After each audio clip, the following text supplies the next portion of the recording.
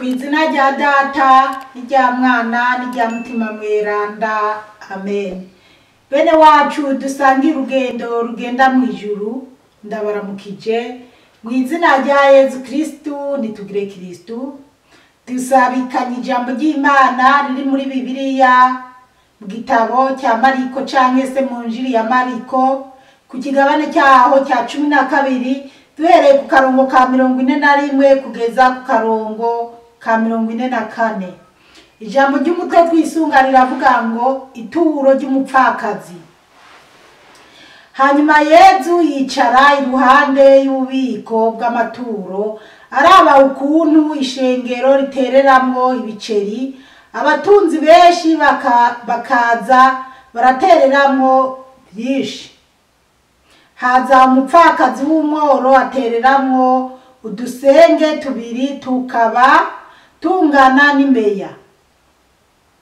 Ubwo nyene Yezu yakura abigishwa biwe ababwira ati, ni ukuri ndabibabwiye ko uwo mupfakazi w'umworo yatereye mu bubiko bw'amaturo ibiruta iby'abandi bose batereyemo. Kuko abandi bose batereyemo ibyo bakuye ku musesekara wabo, ariko we yakoze mu bworo bwiwe, atanga ibyo yari afise byose, atanga ubuzima bwiwe bwose. Bene wacu muri Yezu Kristu, iri ni ijambo ry'Imana, dushima Imana. Aleluya, aleluya, aleluya, amen, amen. Ijambo ry'umutwe riravuga ngo ituro ry'umupfakazi. Ubu naho twumviriza ijambo ry'Imana ritubwira ingene umupfakazi yatanze imperezwa. 41 haravuga ngo, hanyuma Yezu yicara iruhande y'ububiko bw'amaturo, araba ukuntu ishengero ritereramwo ibiceri, abatunzi benshi bakaza baratereramwo vyinshi. Yezu mu rusengero, murazi mu rusengero, iyo turi mu rusengero ukuntu tuba twicaye, iyo hageze gutanga amaturo canke gutanga imperezwa, kandi ndibaza mu madini yose ibyo niko bimeze.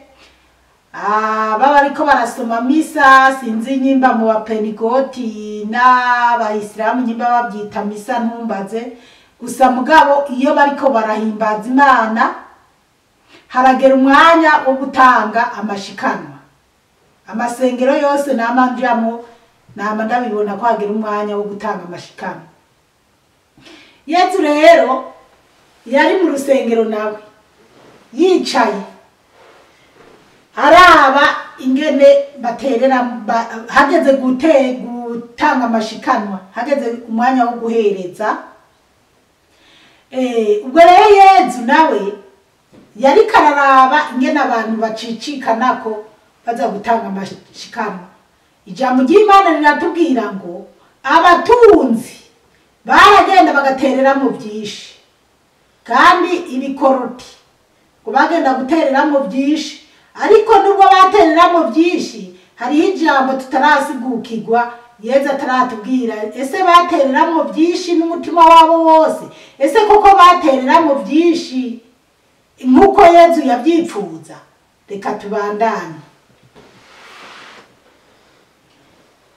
42 haravuga ngo, haza umupfakazi w'umworo atereramo udusenge tubiri, tukaba tungana n'imeya. Ubwo rero ngo haje umupfakazi. Uwo mupfakazi ngo yazanye udusenge tubiri ngo twangana n'imeya. Mbega nkuwozana kumbure ibiceri bibiri bya 5 bikaba bingana n'amahera 10, cyane uwozana idolari 5 zibiri zikaba isesi 5 zikaba zingana n'isesi rimwe, cyane se uwozana idolari rimwe rikaba ryoteranywa mu idolari 2. Ndumva ari uko twobivuga. Rero uwo mupfakazi urumva azanye utwo dusenge tubiri tungana kamani meya rimwe. Ehe ni meya.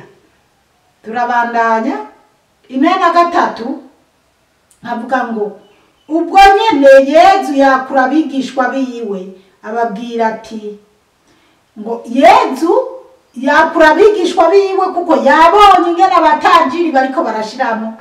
None harabonye n'umukecuru umworo mu rusengero nawe azanye utwo dusenge tubiri canke se iryo meya rimwe. Twumvike icyo Yezu yabwiye abo bigishwa biwe. Abibonye yakuye abigishwa biwe arababwira ati ni ukuri ndababwiye ko uwo mupfakazi w'umworo yatereye mu bubiko bw'amaturo ibiruta ibyo abandi bose batereyemo. Haleluya, amen. Yezu yabwiye abigishwa biwe ati nukuri ndabibabwiye, ujya mupfakazi ujya mukecuru w'umworo yatereye mu bubiko bw'amaturo yarushije abandi. Uwo mupfakazi yarushije abandi. Yezu niwe yivugiye ati ndababwiye ati bw'amaturo ni ukuri ndabibabwiye ko uwo mupfakazi w'umworo yatereye mu bubiko bw'amaturo ibiruti byo abandi bose batereyemo. Ngo yatereye ibiruti by'abandi bose batereyemo. Rero abana b'Imana nyimba uwo mupfakazi yatereyemo ibiruti by'abandi bose batereyemo, birumvikana hari impamvu Yezu yavuze ati yatereyemo yarushije abandi bose. Reka tubanze turabe no kuri 44. Kuko abandi bose batereyemo ibyo bakuye ku musesekara wabo, ariko we yakoze mu bworo bwiwe atanga ibyo yari afise byose, atanga ubuzima bwiwe bwose. Haleluya, amen. Bana b'Imana, Yezu Kristo arabisiguye. Yezu yarababwiye ati ujya mukecuru yakoze mu bworo bwiwe bwose atangana. Mbega muri make kumwe twize ijambo ry'Imana rivuga ngo urakunda umukama Imana yawe yose akuruta byose. Nukuvuga uwo mukecuru uwo mupfakazi yakunda Imana, aragenda atora ibyo yari afise byiwe byose mu byo yari afise. Hari gihe umuntu akora ikintu avuga ati je nagiye kugihereza Imana, n'ubundi n'ibintu by'Imana, Imana niyabishaka izomba ibindi. Hawa mukecuru yavuga ati nifitiye agafuga keya, mugabo Imana iramwongerera ku gafuka iwe kagumyeho. N'uyu munyokuru nawe agiye atanze utwara afise twose. Rero Yezu Kristo abona abatunzi. Aba batunzi ngo bagenda batora iby'imisesekara. Nukuvuga nyimba yimbu ibiharage akabigurishamo ibihumbi 100. Cyane se yabigurishije ngo ibihumbi 101. Ibihumbi 101. Cyane se yagurishije ngo ibihumbi 102. Ibyo bihumbi 2 nibyo yaca afata akaja guhereza Imana. Hanyuma ibihumbi 100 ntiyabikorako. Rero nukuvuga ko Yezu wewe yarabona, kandi urumva ngo bashiramo byinshi, ariko byacagutse ku mitungo yabo baba bipfuza. Nkuko natwe biragoye gufata amahera ufise kuri ya konti ibihumbi 100. Biragoye kuza gukura mu gihumbi ngugende kugitanga ku isengero, cyane se ugifashisha umwana wa mwene wanyu cyangwa umwana w'imfubyi, kubera uravuga uti ibihumbi 100 afise ninabikuramo kimwe hasigara 99 nzoba nishe igitigiri cyanje. Naba rero niko bari bameze, ho kugira bafate n'amahera y'inoti barabi ibiceri bibagora. Je iyo ngiye mu isengero ntafise amahera y'inoti, hari inoti zinini na zito zito, nukuvuga mu madolari aho mperereye amahera ya mbere amahera y'inoti ya mbere ni $5, hanyuma $10, hanyuma $20 kutyo. Nyimba ntashoboye kuronka amahera $5, uwo munsi simereze ca ndabireka, kubera nanje sigaye mbona nta mpamvu yo kuja guterera mu biceri ngo drarara binasamaza abakristo. Nuko abantu batabikurikirana neza, haje ugenda ugaterera mu drarara, ugaterera mu drarara, bimena amatwi Imana bikamena amatwi n'abakristo. Gusa ababitahura nibo bumva bati nta mpamvu yo kuza guterera mw'ibinjegenjege. Kera nkiri umukobwa nkiri mu Burundi niho wasanga afise inoti y'10 nkaca ndayijana nkayivunjamo ubufaranga faranga 10 nyene, zikaba 10 nyene. Utugenda guhereza agafaranga kamwe uza guhereza, urazi isekeza ryari rihari ryo guharura bene utwo dufaranga. Hanyuma nkiri mu nkambi naho naratoza amasikanwa mu rusengero, hanyuma hari n'igihe naja mu bayaharura canke mu bayapanga, nge naza gukora mu boro bo mu mavirage, ugasanga uriko uratondeka ibiceri ati ibi ni ibiceri 10, ibi ni ibiceri bingahe. Rero bana b'Imana twige kuraba ukuntu twoza duhereza Imana ibifadika. Nimba utarose inoti ya 10 irekere kuza guhereza, hanyuma uwundi munsi ni waronka iryo 10 cyane uyegeranye. Hari igihe nama ntekereza nkavuga okay, kuwa Mungu ubushize Jesse nahereje, uyu munsi ndaza guhereza 200, kandi nkabikora uko nyene, cyane ndaza guhereza 10 nkabikora uko nyene, kubera numva ko mfise ideni ryo mu ndwi iheze. Rero ajya amahera duhereza, iyo tuyahereje neza akora ibikorwa by'Imana binezera Imana. Hamwe aragaburira aboro, agafasha abapatiri canke se agafasha abapasteri canke ngira n'abashehe, ariko niko ndabyibaza. Rero iyo uri kurahereza ayo mahera wumve ko niwe yatanga umutima mwiza, Imana iravivura irashima. Akarorero naka Yezu wenyene yabibonye ukuntu nukuvuga aba batajiri bataterera mu byinshi ntabwo bavivuriwe ku Mana, kubera babitanga arimo kubyita. Ndababwire hari igihe umuntu ahereza arimo kubyikurako, kuko nanje mu gihe cyahera nabona ibiceri nyene bikambana byinshi, nkavuga reka nze nabiterera hajya nzoza kubihereza. Kumva ko kuza ibyo biceri bikugora bikuremera mu mufuko, uzobyikorera ubijana kubihereza kwa patiri canke ku rusengero, ariko kubera ubona bigutera ingorane. Ubu jewe nyene kubera ko hari igihe mba mbona ibiceri byambanye byinshi, gasanga ubwo bucericeri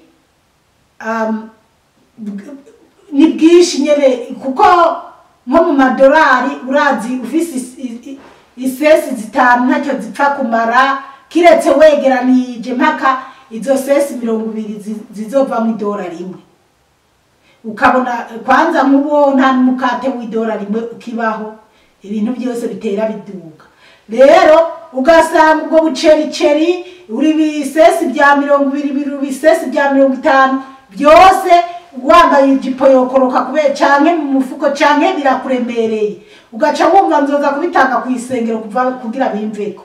Rero nanje ubu iyo ngiye mu isoko nkoresha ikade, nza ndakoresha ikade kugira ibyo biceri nibize birangora, kuko hari gihe uvuga uti ibi biceri ngende kubiguramo igiki, ukabona ati ibi biceri bidashitse ni $10 ngo mburenze kuguramo imikate, cyane se ngende nguremo n'amaburi kilo kibiyobe, cyane se ngende nguremo ikintu cya 10 gusa biraremereye. Kumva ko ari umutwaro kuri wowe uzoza gutanga imbere, uzoza gutanga mu rusengero. Ntabwo Imana izobyakira, ntabwo Imana izobyivura. Rero raba neza ingene ugiye guhereza Imana. Wopfumuka navuga ati ko ifise $5 mu bicericeri, reka ndabijane ndabivunje bampemwe amahera inoti fadika. Basi kana kuzaturaza kumena amatwi Imana. Canke se uraba umutima uri kurabikorana.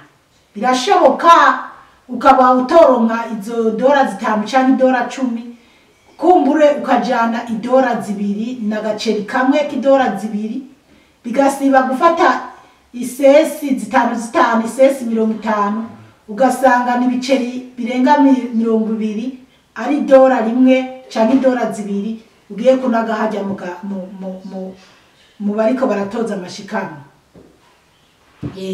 Rero turi kwiki kigwa cy'umupfakazi. Rero n'umupfakazi aratanga ishikano, kandi murumva ko amashikano y'abantu baboro niyo yakigwa imbere y'Imana, kuko babigirana urukundo batitaye kuvuga ati ndararusa, cyane batitaye kuvuga ati nzotwongereza ryari nzogura iki. Kandi abantu babakene cyane b'abanyokuru baritwararika kuza guhereza. Mugabo bakiri bato niyo tugiye guhereza tuba tubikorana ubwishime. Usibye ko ubu ntakibikorana ubwishime, kera nabikorana ubwishime wo kumva ko no haguruka ngenda ni babuye giye guhereza. Iryo shikanwa ntabwo Imana irivura, ntabwo Imana iryakira. Rero turabire ko uyu mupfakazi yakoze mu bworo bwiwe n'umutima wiwe wose, agahereza Imana kubyara afise. Ituba nk'aba batajiri, nko mu gihe cyahera nabonye umutajiri umwe wo mu Burundi w'umubose yagiye mu rusengero arashima Imana, aravuga ngo kandi ngo n'ubundi sinaje ngaragara ngo n'ubunyene ngo ndatanga miliyoni. Watanga miliyoni, watanga ni miliyoni 10. Siyo lazima mugende amakamera rikagukamera ngo ugiye gutanga imiliyoni. Oya, bitwara bukebuke. Yego kubera umunsi nigeze kuja mu Burundi, hanyuma ndavuga ati ndaza guhereza. Mugabo kubera numva ashaka kugira ikintu nkoze mu rusengero, nanje nyene ntibyari ngombwa ngo ndabivuga, ariko nyene ubwo nuko numva biko biranzamo. Hanyuma ndavuga mwe muri wemene wacu arangira ati nyamara aya mafaranga ntuyatware gutya, basi pfumuya uyashire mu ibahasha. Ariko nti sishaka ko bimenyekana ko no bane nagiye gushira. Basi okay, barambi bahasha ndayashira mu ibahasha, ntazi nashizeko ntaki, ndapfunguko. Naragiye rero ndagenda guhereza, naratanze iyo mperezwa yanje. Rero gusa narageze igihe ndumva ko umwe muri bene wacu yarambwiye ati uzi ko burya babivuze mu rusengero, ati baravuze ko uko biri kose hari umuntu yoba yaratanze amahera mbese hari igihe bahereza kabiri. Rero iryo shikanwa natanze rinini nuko nari numvise ko ngaho ku rusengero hari ibintu bikenewe bigomba kuhakorwa. Baravuga rero bariko barasoma kuko baravuga amahera yinjiye igihe mu misa ya mbere canke ya kabiri canke mu gukenguruka canke yo kubaka canke ibintu nk'ibi. Rero baratangaza amahera rero bumva birabatunguye baca baravuga ati uko biri kose birashoboka ko hari umukristo yoba yaritanze agatanga amahera ukunuko. Rero mugabo ntawamenye ko ari jewe, kandi hari n'igihe nama mbwira bene wacu uti muze kungirira amahera nganuku muze kuyatanga mu rusengero, ariko mugende mutange nyene kama kawaida. Rero bana b'Imana twige guteza imbere amashengero canke twige gutanga rya shikanwa ryo gufasha ababoro, wumva ko woritanga nyene n'umutima wawe wose, canke se twige no kwitaho bariya bakene utanze ukuye mu byo ufise byinshi, utaravye bijya by'umusesekara, ugende muri bijya nyene n'umutima wawe wose n'ubwenge bwawe bwose, nk'uko ijambo ry'Imana twasomye kuri 32 na 20 kuva iryo duheruka kuva kuri 28 kugeza kuri 34, hamwe twabonye ngo urakunda umukama Imana yawe, yamabwirizwa abiri aruta ayandi yose. Bana b'Imana reka tugeze ngaha, umukama Imana bahezagire cyane, mwarahezagiwe n'Imana, ku izina rya Data n'irya Mwana n'irya Mutima Mweranda, amen.